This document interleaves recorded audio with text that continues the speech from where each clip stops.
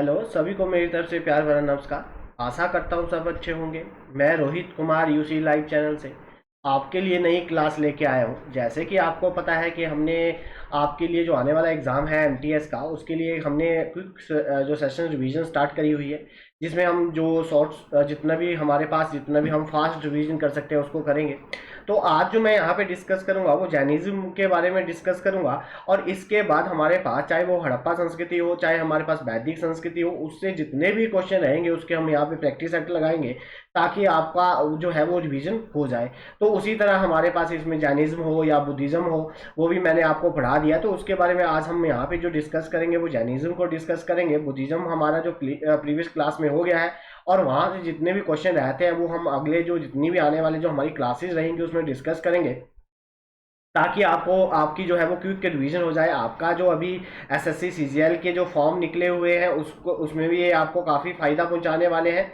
तो उम्मीद करूंगा कि आप हमारे साथ जुड़कर, हमारे यूसी लाइव चैनल के साथ जुड़कर अपने आने वाले जितने भी एग्ज़ाम है उसकी तैयारी करोगे। और और इस वीडियो को लाइक, शेयर और चैनल को सब्सक्राइब करना नहीं भूलेंगे। तो आज का डिस्कशन हम स्टार्ट करते हैं। तब आज हम क्या पढ़ेंगे, जैनिज्म के बारे में पढ़ेंगे। कौन उनके तीर्थकार थे, पहले कौन थे, लास्ट कौन थे, पेपर में बड़ी बार क्वेश्चन बनता है यहाँ से। तो आज का डिस्कशन स्टार्ट करते हैं।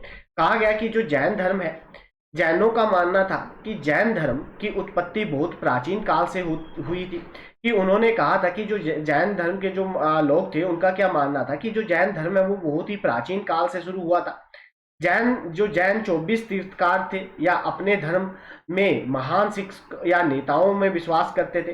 कि जो जैन है वो जो 24 तीर्थकार थे, या धर्म के बारे में जानने वाले महान जो टीचर हुआ करते थे, उन्हें तीर्थकार कहा जाता है। और कितने थे? 24 थे।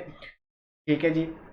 नेक्स्ट देखते हैं कि जो हमारे पास ऋषभ देव को जैनियों द्वारा पहला तीर्थकार माना जाता है, उन्हें आदिनाथ के नाम से भी जाना जाता है। बड़ी बार पेपर में ये क्वेश्चन आ चुका है कि जो हमारे पास जैन धर्म के जो पहले जो हमारे पास तीर्थकार थे उनका क्या नाम था, तो उनका नाम था ऋषभ देव था। और उन्हें और किस नाम से जाना जाता था, तो आदिनाथ के नाम से जाना जाता था।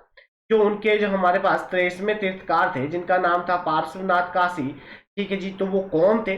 तो वो बेटे थे किसके? जो हमारे पास इक्ष्वाकु राजा के अशोकसेन के पुत्र थे। जो इक्ष्वाकु जो वंश था, जो हमारे पास इक्ष्वाकु जो किंग थे, और वो कहाँ के थे जी? काशी के थे। और उनके वो वहाँ के जो राजा हुआ करते थे, इक्ष्वाकु राजा अशोकसेन के पुत्र थे। कौन थे जी? जो हमारे पास पार्श्वनाथ थे। वो पार्श्वनाथ कौन से गुरु थे? तो 23rd जो थे तीर्थकार थे किसके जी? जैन धर्म के। और ये किसके बेटे थे? तो अशोकसेन के पुत्र थे। और वो कहाँ के थे? किस डायनेस्टी के थे? कहाँ के थे? तो वो इक्ष्वाकु जो हमारे पास इक्ष्वाकु जो वंश था उसके उसके वो क्या हुआ करते थे? राजा हुआ करते थे, राजा थे।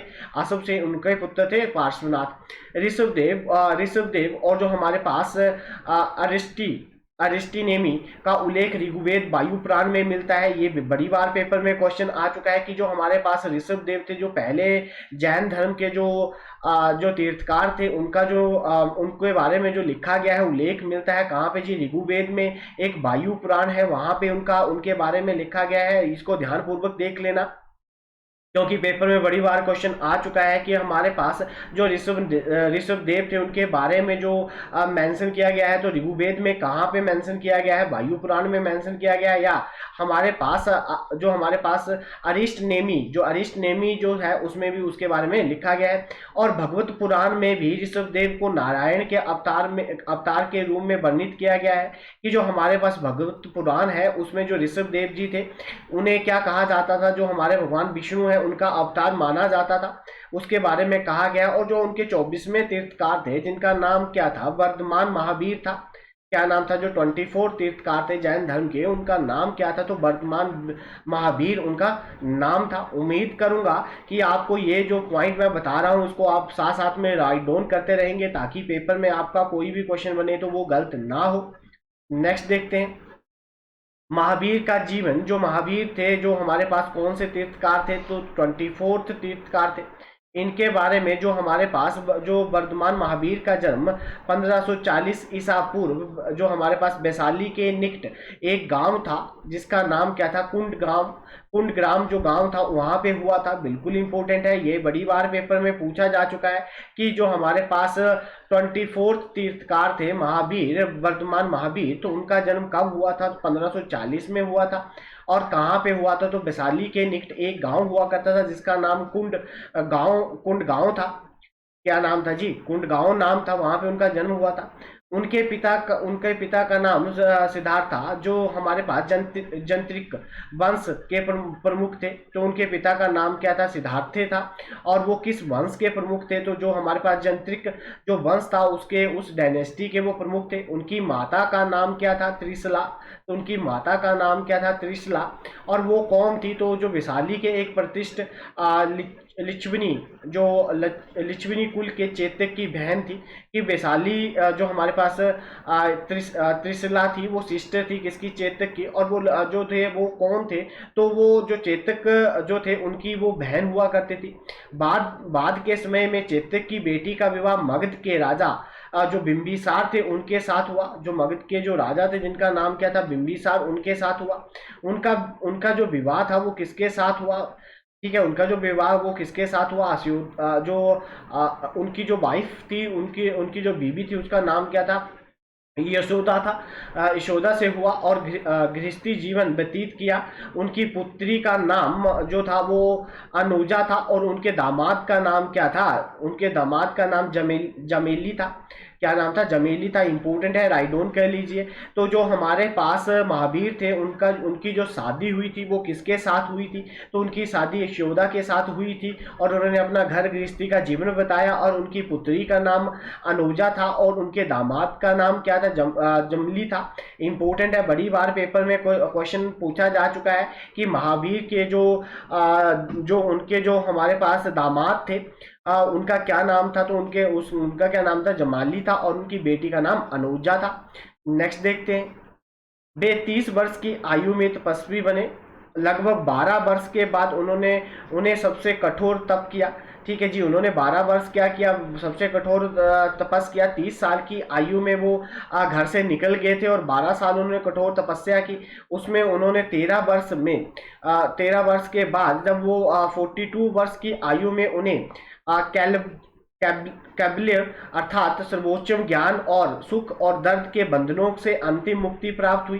तो जब वो क्या हुआ, जो हमारे पास जैन धर्म में अगर किसी को अलाइटमेंट होती है तो उसको क्या कहा जाता है, कैबल्य कहा जाता है। अर्थात मतलब उनको सर्वोत्तम ज्ञान की प्राप्ति होगी और उनको सुख और दर्द के बंधनों के अंतिम मुक्ति प्राप्त होगी। तो इसलिए उन्हें क्या कहा जाता है, कि केवलीन कहा जाता है। उन्हें क्या कहा जाता है, केवलीन कहा जाता है। किसको कहा जाता है, वर्धमान जो हमारे पास वर्धमान जो हमारे पास महावीर थे उन्हें केवलीन के नाम से भी जाना जाता है। क्योंकि उन्हें जो मोक्ष प्राप्त हुआ था, जो उन्हें लाइटमेंट हुई थी, जो उन्हें तो उसको क्या कहा जाता है, जैन धर्म में कैबल्य कहा जाता है। कैबल्य कहा जाता है जिसका मतलब था कि उन्हें सर्वोत्तम ज्ञान की प्राप्ति हुई। नेक्स्ट देखते हैं। इसमें क्या कहा गया है, वे कैबले की प्राप्ति के लिए वैशाली के पास एक जो हमारे पास जंबिका ग्राम में रिज पालिका या रिज कला नदी के तट पर एक साल के पेड़ के नीचे बैठे हुए थे। ये इम्पोर्टेंट है कि जो हमारे पास जो महावीर थे उन्हें जो ज्ञान की प्राप्ति हुई थी वो किस पेड़ के नीचे हुई थी, तो जो सैल का पेड़ था उसके नीचे हुई थी। नदी का नाम पूछे तो वो क्या थी, जो हमारे पास रिज्जू पालिका जो थी, जगह का नाम था, ग्राम का नाम था जंबिका और नदी का नाम था रिज्जू कला। नदी के तट के किनारे एक पेड़ था, उसके नीचे उन्हें एनलाइटमेंट की प्राप्त हुई। उन्हें जिन के नाम से भी जाना जाता था, उन्हें क्या कहा जाता था, जिन्ना भी कहा जाता था। इंपॉर्टेंट है कि जैन धर्म में जो महावीर थे उन्हें किस नाम से जाना जाता था, जिन्ना कहा जाता था। इसका मतलब क्या था, इंद्रियों पर विजय प्राप्त करने वाला। उनके अनुयायियों को जैन कहा जाता है। जिन्होंने अपनी इंद्रियों पर विजय प्राप्त कर ली है तो उन्हें क्या कहा जाता था, जिन्ना कहा जाता था। और उस धर्म को अपनाने वालों को क्या कहा जाता था, अनुयायी कहा जाता था। इंपॉर्टेंट है, वेरी वेरी इंपॉर्टेंट, और पेपर में बड़ी बार यहाँ से क्वेश्चन पूछा जा चुका है। उम्मीद करूंगा कि आप वीडियो को लाइक, चैनल को सब्सक्राइब करना नहीं भूलेंगे। उन्होंने अपने विश्वास का प्रचार करने के लिए पवनापुरी में एक जैन संघ की स्थापना करी, कि उन्होंने अपने जो उनका जो जैन धर्म था उसके प्रचार करने के लिए, उसको फैलाने के लिए उन्होंने एक संघ बनाया जिसके जैन संघ कहा जाता है। और वो कहाँ पे बनवाया? पवनापुरी में बनवाया। और 468 ईस्वी पूर्व 72 साल की आयु में पवनापुरी में उनकी मृत्यु होगी। तो पूछा जाता है कि जो हमारे पास वर्धमान महावीर थे उनकी मृत्यु कब हुई? तो 488 ईसा पूर्व में 72 साल की आयु में उनकी मौत होगी। और कहाँ पे हुई? पवनापुरी में हुई। बड़ा इंपॉर्टेंट है, राइट डाउन कर लीजिए। नेक्स्ट देखते हैं। कहा गया है कि जैन धर्म की शिक्षाएं, जैन धर्म की क्या क्या शिक्षाएं थी, क्या कहा जाता था जैन धर्म में? जैन धर्म के 5 कार्डिनल सत्य हैं। तो कार्डिनल सत्य क्या क्या थे? अहिंसा, जीवों को क्षति ना पहुंचाना, कि उसमें कहा गया कि कोई भी जो जीव है, हर जीव, किसी भी जीव को आप क्षति नहीं पहुंचाओगे। सच बोलना, मतलब हमेशा क्या बोलना? सच बोलना। जो हमारे पास अस्ते अस्ते मतलब चोरी ना करना। फिर जो नेक्स्ट था वो क्या था हमारे पास? अपरिग्रह। क्या था? अपरिग्रह, संपत्ति का कब्जा ना होना, संपत्ति पे कब्जा नहीं करना, अपरिग्रह बोलते थे उसको। और ब्रह्मचार्य, ठीक है, ब्रह्मचार्य मतलब ब्रह्मचार्य रहना, हमेशा क्या रहना? ब्रह्मचारी रहना। तो ये जो थे, ये 5 जो थी वो जैन धर्म की शिक्षाएं थी जो पेपर में बड़ी बार पूछी जा चुकी हैं। तो मैं यही कहूंगा कि आप साथ साथ में राइट डाउन करते रहिए ताकि आपका पेपर में कोई भी जो क्वेश्चन है वो गलत ना हो। नेक्स्ट देखते हैं। कहा गया प्रयुक्त जो कार्डिनल सत्यों में से जो पहले 4 मूल रूप से जो पार्श्वनाथ द्वारा दिए गए थे, कि जो हमारे पास 4 सत्य थे वो पार्श्वनाथ द्वारा दिए गए थे। जो पार्श्वनाथ थे वो कौन से जो जैन धर्म के गुरु थे? तो कौन से थे जी पार्श्वनाथ? 23rd जो थे वो 23rd जो तीर्थकार थे वो कौन थे? पार्श्वनाथ थे, जिनके द्वारा दिया गया था। 4 दिए गए थे, जो स्टार्टिंग के हमने 4 ये डिस्कस किए तो वो उनके द्वारा दिए गए थे। और जो 5वां था जो ब्रह्मचार्य है वो किसके द्वारा दिया गया था? तो 5वां महावीर के द्वारा दिया गया था। 5 मूल सत्यों को क्रमशः भिक्षुओं के लिए पंच महाव्रत, जो भिक्षु होते थे उन्हें क्या कहा जाता? जो 5 सत्य थे पंच महाव्रत, और आम लोगों के लिए पंच अनुव्रत कहा जाता था। जो भिक्षु थे उन्हें कहा जाता, और जो जिन्होंने जैन धर्म को अपनाया हुआ है, भिक्षु बन गए, उनके लिए उसे कहा जाता था पंच महाव्रत, और आम लोगों के लिए उसे कहा जाता था पंच अनुव्रत। तो ये इंपॉर्टेंट है, अगर पेपर में पूछे कि अनुव्रत, पंच अनुव्रत किसके लिए कहा जाता था, तो जो आम लोग हुआ करते थे, जो आम लोग जैन धर्म को अपनाते थे, तो उनके लिए जो कहा जाता था उन्हें कहा जाता था पंच अनुव्रत। और जो हमारे पास भिक्षु हुआ करते थे उनके लिए कहा जाता था पंच महाव्रत के नाम से जाना जाता था। जैन धर्म के 3 रत्ना है। जैन धर्म में 3 रत्ना थे, कौन कौन थे? देखिए, कहा गया हमारे पास समक्य ज्ञान, सही ज्ञान, समक्य विचार, सही विचार, और समक्य कर्म। समक्य कर्म जैन धर्म के दर्शन को स्यादबाद कहा जाता है, कि जो हमारे पास जैन धर्म का जो समक्य कर्म है उसमें जैन धर्म के दर्शन को क्या कहा जाता है? स्यादबाद के कहा जाता है, जिसका अर्थ शब्दार्थिक अर्थ है होने का सिद्धांत, कि ये जो चीज है उसे क्या कहा जाता है? थ्योरी ऑफ मे बी, कि ये जो है हमारे पास पॉसिबल है। ये कहता है कि किसी भी प्रश्न का कोई पूर्ण उत्तर नहीं होता, कि जो भी हमारे पास कोई भी जो प्रश्न है उसका पूरी तरह से कोई भी उत्तर नहीं होता है। तो इसको क्या कहा जाता है? उसे कहा जाता है समक्य कर्म, या समक्य कर्म को और किस नाम से जाना जाता है? स्यादबाद के नाम से जाना जाता है। उम्मीद करूंगा कि आप वीडियो को लाइक, चैनल को सब्सक्राइब करना नहीं भूलेंगे, क्योंकि ये मैं आपके लिए क्विक रिवीजन सेशन लेके आया हूं। तो इसमें मैं आपको शॉर्ट और फास्ट पढ़ाऊंगा ताकि आपकी रिवीजन हो जाए। और इसके बाद हम क्या करेंगे कि हम जो जितना भी हमने डिस्कस कर लिया उस पर हम MCQ लगाएंगे, ताकि आपको प्रैक्टिस हो जाए कि आपने जो पढ़ा हुआ है उसमें आपके कितने क्वेश्चन ठीक हो रहे हैं। नेक्स्ट देखते हैं। जैन धर्म कहता है कि पत्थर, चट्टान, पानी आदि में आत्मा हर जगह होती है, कि जैन धर्म के जो लोग थे उनके द्वारा कहा जाता था कि जो हमारे पास पत्थर है, चट्टान है या पानी है, इन सभी में क्या होती है जी, आत्मा होती है। आप इनको अगर कोई नुकसान पहुंचाओगे तो इनकी आत्मा को क्या होगा जी, दुख होगा। जैन धर्म कहता है कि मोक्ष केवल सभी संपत्ति को त्यागने, उपवास का एक लंबा कोर्स या आत्मा वैराग्य या अध्ययन और ध्यान से संभव है। कि अगर किसी में, जैन धर्म में कहा जाता है कि किसी को मोक्ष चाहिए तो वो मोक्ष कैसे मिलेगा, कि उसके पास जो संपत्ति है उसका वो क्या कर दे, त्याग कर दे, उपवास रखे, एक लंबा उपवास रखे, भूखा रहे, उसका पूरा और क्या कहा कि आत्म वैराग्य, जो आत्म वैराग्य है उसको अपना स्थिर करे, अध्ययन करे या ध्यान से संभव है। इसलिए मोक्ष के लिए सन्यासी जीवन आवश्यक है। कि उन्होंने कहा था कि जी अगर हमें किसी भी बंदे को मोक्ष चाहिए तो उसको क्या बनना पड़ेगा, सन्यासी बनना पड़ेगा। और सन्यासी बनने के लिए उसको मोक्ष के लिए क्या क्या करना पड़ेगा, तो संपत्ति का त्याग करना पड़ेगा, उपवास रखने पड़ेंगे लंबे टाइम के लिए, आत्म वैराग्य करना पड़ेगा, अध्ययन करना पड़ेगा और ध्यान लगाना पड़ेगा उसको संभव बनाने के लिए। तो ये सारी की सारी जो बातें हैं ये जैन धर्म में लिखी गई हैं। और जैन धर्म से पेपर में अगर कोई क्वेश्चन आता है तो मैं उम्मीद करूंगा कि आप इन क्वेश्चनों को गलत नहीं करेंगे। नेक्स्ट देखते हैं कि क्या कहा गया है। जैन धर्म के अनुसार सनातन संसार दुख और पीड़ा से भरा है।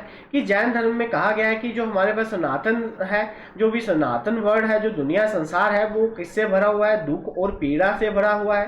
कि इसमें जो हमारा संसार है उसमें दुख और जो हमारे पास पीड़ा है उससे भरा हुआ है। जैन धर्म का कहना है कि ब्रह्मांड में जीव, जो आत्मा या आत्मा, अजीब, जो भौतिक पदार्थ, धर्म, अधर्म, कला और आकाश शामिल है।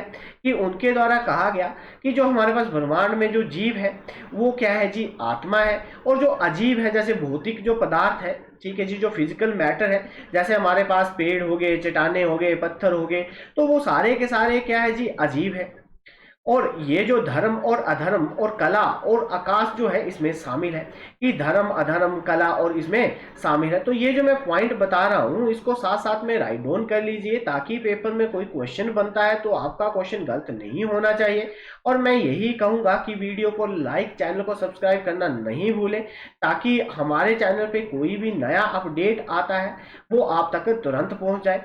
अब कहा गया है कि जो हमारे पास लेखना, अब सुलेखना क्या थी जी, सुलेखना एक रूढ़िवादी जैन परंपरा है। इंपॉर्टेंट है, राइट डाउन कर लेना कि सुलेखना क्या है जी, एक रूढ़िवादी जैन परंपरा है जिसमें एक व्यक्ति उपवास करके स्वैच्छिक मृत्यु को स्वीकार करता है। कि वो क्या करेगा कि फास्ट रखेगा और अपनी जो डेथ है वो जो उस उपवास से भूख भूख भूख मतलब भूख से क्या कर देगा, अपनी जो इच्छा है, अपनी स्वे इच्छा के अनुसार वो अपनी मृत्यु को क्या करता है, स्वीकार करता है। उसको क्या कहा जाता है, सुलेखना कहा जाता है। और इसको राइट डाउन कर लेना, क्योंकि पेपर में क्वेश्चन बनेगा सुलेखना का मतलब क्या है। तो ये कि एक रूढ़िवादी जैन परंपरा है जिसमें जो मृत्यु है वो भूख हड़ताल पे बैठेगा, भूख उपवास रखेगा और अपनी इच्छा के अनुसार क्या कर लेगा भाई, मृत्यु को मृत्यु एक्सेप्ट कर लेगा, उसको स्वीकार कर लेगा। तो उसको कहा जाता है सुलेखना।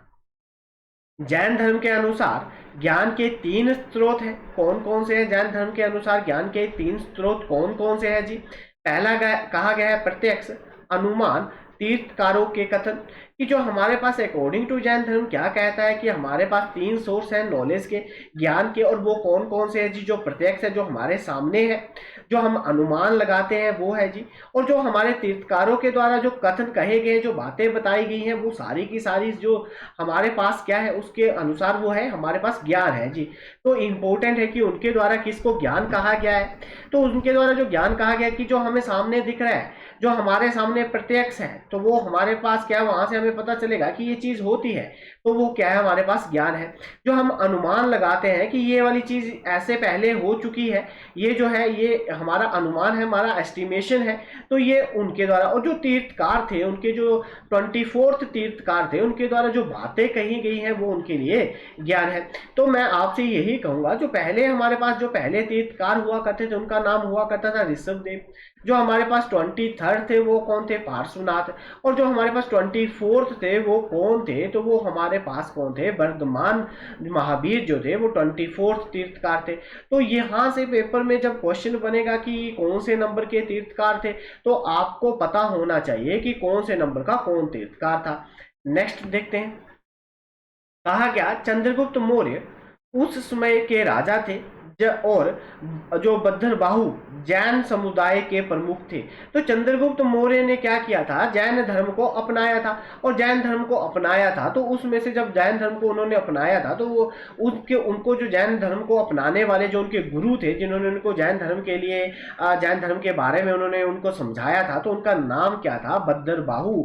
और ये जो क्वेश्चन है जी बड़ी बार पेपर में पूछा जा चुका है कि चंद्रगुप्त मौर्य के जो उनको जो जैन धर्म के बारे में जिन्होंने बताया था उनका क्या नाम था, तो उनका नाम था बद्रबाहु। और ये इंपॉर्टेंट है, राइट डाउन कर लीजिए। चंद्रगुप्त और बद्रबाहु अपने अनुयायियों के साथ मगध में रहने वाले जैनों के जो हमारे पास श्रुथुल बाहु को छोड़कर कर्नाटक चले गए। कि जो हमारे पास चंद्रगुप्त थे और जो हमारे पास बद्रबाहु थे, उन्होंने अपने अनुयायियों के साथ मगध में रहने वाले जैन के जो हमारे पास थुलु बाहु को छोड़कर, जो स्थलु बाहु थे, उनके साथ ये रहते थे वहां पे, चंद्रगुप्त मौर्य और बद्रबाहु। और इन्होंने दोनों क्या करा, मगध को छोड़ दिया। और मगध को छोड़कर ये कहाँ चले गए जी, कर्नाटका में चले गए। और कर्नाटका में जब ये चले गए वहां पे इन्होंने क्या किया, जैन धर्म का प्रचार किया। तो ये इंपॉर्टेंट है कि चंद्रगुप्त मौर्य को किसके साथ उन्होंने कर्नाटका में जाकर जैन धर्म का प्रचार किया था, तो किसके साथ गए थे, बद्रबाहु के साथ गए थे। और उन्होंने किस जैन, कहाँ पे, वो जो मगध में जो जैन धर्म थे उसके जो गुरु थे वहां पे जो जैन थे उनका नाम क्या था, स्थूल बाहु था, उनको छोड़ के चले गए थे। नेक्स्ट देखते हैं, कर्नाटका जाने वाले जैनों को दिगंबर कहा जाता है। कि जो कर्नाटका में जो जाते हैं, जो कर्नाटका में जो जैन धर्म है उन्हें किस नाम से जाना जाता है, दिगंबर कहा जाता है। जो पूरी तरह से नगन थे, ठीक है, जो वस्त्र नहीं पहनते हैं, जो कर्नाटका में रहते हैं, उन्हें दिगंबर कहा जाता है। और ये क्वेश्चन भी बड़ी बार पेपर में पूछा जा चुका है कि जैन धर्म में दिगंबर क्या होते हैं। तो दिगंबर वो होते हैं जिनके द्वारा कपड़े नहीं पहने जाते, उन्हें क्या कहा जाता है, दिगंबर कहा जाता है। और मगध के जैन को क्या कहा जाता है, श्वेतांबर कहा जाता है। और जो हमारे पास चंद्रगुप्त मौर्य के जो बेटे हुआ करते थे, कौन जी, जो बिंदुसार, तो उनके द्वारा जो जैन धर्म अपनाया गया था वो कौन था, तो जो श्वेतांबर जो था उनके द्वारा इस जैन धर्म को अपनाया गया था। और चंद्रगुप्त मौर्य के द्वारा जो अपनाया गया था वो दिगंबर अपनाया गया था। इंपॉर्टेंट है और ये बड़ी बार पेपर में पूछा जा चुका है कि दिगंबर और श्वेतांबर में क्या अंतर है। ये सफेद कपड़े पहनते हैं, वाइट कपड़े जो जिनके द्वारा पहने जाते हैं वो श्वेतांबर आते हैं। जो जिसके जो अनुयायी थे, जो चंद्रगुप्त मौर्य के जो बेटे थे बिंदुसार, और चंद्रगुप्त मौर्य के द्वारा जो अपनाया गया था जैन धर्म, तो उनके द्वारा दिगंबर अपनाया गया था। ठीक है जी, राइट डाउन कर लीजिए। नेक्स्ट देखते हैं, जैन साहित्य। जैन साहित्य में क्या कहा गया है कि जैन साहित्य पहले प्राकृतिक भाषा में लिखा गया था। बड़ी बार पेपर में क्वेश्चन पूछा जा चुका है कि जैन धर्म का लिटरेचर किस भाषा में लिखा गया था। तो प्राकृतिक भाषा में जैन धर्म के बारे में, जैन धर्म की जो लिपि है उसको क्या कहा जाता है, प्राकृतिक कहा जाता है। और बाद में इसको किस में लिखा गया था, संस्कृत भाषा में लिखा गया था। इसको राइट डाउन कर लेना क्योंकि पेपर में ये बड़ी बार पूछा जा चुका है।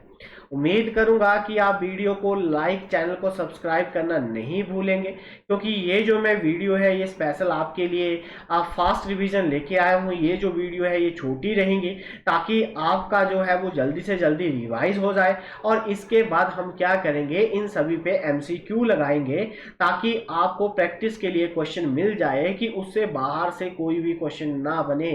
ठीक है जी, नेक्स्ट हमारे पास जो पूर्वभाषा साहित्य, जो पूर्वभाषा साहित्य था लगभग लुप्त हो गया है। जो हमारे पास पूर्वभाषा जो लिटरेचर था वो ऑलमोस्ट खत्म हो गया है। ठीक है, बाद में साहित्य को 12 अंग, 12 उपअंग, ठीक है जी, इंपॉर्टेंट है कि जो हमारे पास लिटरेचर था उसको किस साहित्य, जो बाद में जो हमारे पास पूर्वभाषा था वो साहित्य जो डिवाइड हो गया किसमें, 12 अंग में और 12 उपअंग में। 10 जो हमारे पास उसमें से 10 जो थे जो हमारे पास प्रीकिरण, और 6 जो थे वो देव छिद्र सूत्र, और जो 4 थे वो मूल सूत्र में शामिल है। कि जो हमारे पास इसमें क्या कहा गया है कि जो उसमें से जो 10 है वो प्रीकिरण और 6 जो है वो हमारे पास छिद्र शत्रु सूत्र और जो 4 है वो मूल शत्रु में शामिल है। जो कपल कपल सूत्र और जो भद्रभाव द्वारा लिखे गए हैं, कौन कौन से जी इंपोर्टेंट है। कपल सूत्र किसके द्वारा लिखे गए? भद्रबाहु के द्वारा लिखे गए। किसके द्वारा लिखे गए? भद्रबाहु के द्वारा लिखे गए। और कपल सूत्र की संख्या कितनी है जी? 14 है। तो मैं यही कहूंगा कि ये जो बातें हैं इनको जरूर लिख लीजिए कि जो कपल सूत्र था वो किसके द्वारा लिखा गया था? तो भद्रबाहु के द्वारा लिखा गया था। और जो पूर्व भाषा जो साहित्य था वो अभी तो लुप्त हो गया, परंतु उनका जो बाद का जो साहित्य था उससे 12 उप अंगों और 10 जो परिकीर्ण में विभाजित किया गया है। 6 उसमें छिद्र शत्रु है, 4 उसमें मूल शत्रु में शामिल किया गया है। और जो कपल सूत्र है जो उसको किसके द्वारा लिखा गया था? तो भद्रबाहु के द्वारा लिखा गया था। और इसमें जो कपल सूत्र की संख्या कितनी है जी? 14 है। तो उम्मीद यही कहूंगा कि आप साथ साथ में इन जो पॉइंट है जो मैं बता रहा हूं उसको जरूर लिखेंगे ताकि पेपर में कोई क्वेश्चन गलत ना हो। और हमारे यूसी लाइव के साथ जुड़कर हमारी जो ऐप है उसको इंस्टॉल कर लीजिए। वहां पे हम एमटीएस के जो हमारे पास प्रैक्टिस सेट दे रहे हैं, तो प्रैक्टिस सेट आप पेपर से जाने से पहले वहां पे प्रैक्टिस सेट जरूर लगा के जाएं ताकि आपको एक आइडिया हो जाए कि आपकी जो स्पीड है वो कैसी है, आप पेपर में कैसे अटेम्प्ट करोगे। ठीक है जी, नेक्स्ट देखते हैं। इसमें हमारे पास जो जैन थे उनके द्वारा काउंसिल करवाई गई थी। तो पहली जो काउंसिल हुई थी वो 300 बीसी में हुई थी। और वो कहाँ पे हुई थी? पाटलिपुत्र में हुई थी। जो हमारे पास स्थूल भद्रा जो थे उनके द्वारा उस काउंसिल के वो अध्यक्ष हुआ करते थे। और जब वो पहली जो हमारे पास काउंसिल हुई थी पाटलिपुत्र में, तो उसमें क्या हुआ था? तो जैन धर्म जो था वो डिवाइड हो गया था सीतांबर और दिगंबर में। तो सीतांबर मैंने आपको बताया कि जो वो थे जिनके द्वारा सफेद कपड़े पहने जाते थे, जो मगध में रहते थे, उनका जो जैन धर्म के जो लोग थे उनको क्या कहा जाता था? उनको कहा जाता था सीतांबर। और जो कर्नाटका में रहते थे उन्हें क्या कहा जाता था? दिगंबर। ठीक है जी, जो कर्नाटका वाले जो जैन धर्म के जो अनुयायी थे उन्हें कहा जाता था दिगंबर। जो क्या रहते थे? नगद रहते थे, जो वस्त्र नहीं पहनते थे, ठीक है, उन्हें दिगंबर कहा जाता था। और जो चंद्रगुप्त मौर्य थे उनके द्वारा भी इस धर्म को अपनाया गया था। और इस धर्म में अपनाने के लिए उनके साथ जो बंदा था वो कौन था? तो जो हमारे पास भद्रबाहु के साथ वो कर्नाटका चले गए थे। और इसमें जो हमारे पास सीतांबर थे, जो चंद्रगुप्त मौर्य के जो बेटे हुआ करते थे जिनका नाम बिंदुसार हुआ करता था, उनके द्वारा जो धर्म अपनाया गया था वो सीतांबर अपनाया गया था क्योंकि वो मगध में ही थे। और बिंदुसार जो थे उनके जो बेटे का नाम था, वो उनका जो एक बेटा था जिनको हम आगे भी पढ़ेंगे उनके बारे में, अशोका। ठीक है, जो महान थे उनके द्वारा अशोका जो बेटे हुआ करते थे वो किसके हुआ करते थे? बिंदुसार के हुआ करते थे। जब बिंदुसार की मृत्यु हुई तब वो उज्जैन के गवर्नर हुआ करते थे। और उन्हीं ने जो अशोका थे उन्हीं के द्वारा जो किलिंग की लड़ाई लड़ी गई थी 261 बीसी में, तो उन्हीं के द्वारा लड़ी गई थी। उसी के बाद उन्होंने क्या किया? सब इतना खून देख लिया था कि उन्होंने हथियार उठाने से मना कर दिया और बौद्ध धर्म के प्रचार में वो लग गए। उन्होंने बोला कि अब मैं अहिंसा नहीं करूंगा। सेकंड जो काउंसिल हुई वो कब हुई? 6th सेंचुरी में हुई। और वल्लभ भाई जो जगह थी वहां पे हुई। और इसके जो हेड थे वो किसके द्वारा किया गया? जो देवारिद्धि कृष्मा जो हमारे पास सलमान जो थे, कृष्मा शर्मान जो थे, उनके द्वारा किया गया। कब? 16 में। मैंने आपको बताया कि जब वो काउंसिल हुई थी तो जो काउंसिल में जो हमारे पास उनका जो साहित्य था वो क्या हो गया था? ब्रेक हो गया था, टूट गया था, कंपाइल कर दिया गया था। मतलब क्योंकि वो लुप्त हो गया था तो किस में कर दिया? 12 अंगा और 12 उपअंगा में, और उसको कंपाइल कर दिया गया। तो कब किया गया? जब सेकेंड काउंसिल हुई थी 6th सेंचुरी में, जो 6 हमारे पास शताब्दी थी उसमें। और ये जो हुई थी ये कहाँ पे हुई थी? वल्लभ भाई जो जगह थी वहां पे हुई थी। और इसको जो अध्यक्ष थे जिनके द्वारा इसका संचालन किया गया था उनका नाम क्या था? उनका नाम था देवारिद्धि कृष्मा शर्मान। कि उनके द्वारा इस काउंसिल का क्या किया गया था, इस अध्यक्षता की गई थी। तो ये जो चीज़ें हैं ये बहुत ही इम्पोर्टेंट है।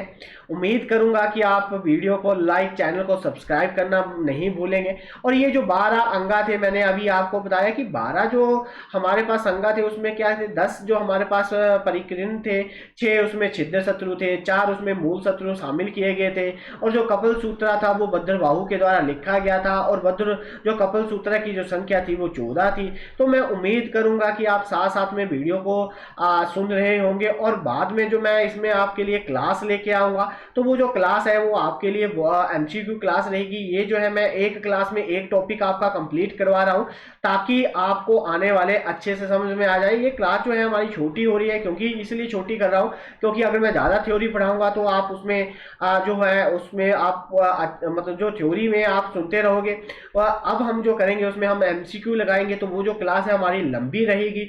उम्मीद करूंगा कि वीडियो को लाइक, चैनल को सब्सक्राइब करना नहीं भूलेंगे। तो आज की क्लास हम यहीं पे ऑफ करते हैं। धन्यवाद।